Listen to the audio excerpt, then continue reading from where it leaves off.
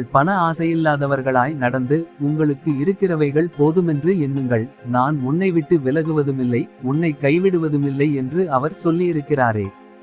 எபிரெயர் 13ஆம் அதிகாரம் 5ஆம் வசனம். Let your conversation be without covetousness, and be content with such things as ye have, for he hath said, I will never leave thee, nor forsake thee. Hebrews chapter 13, verse 5.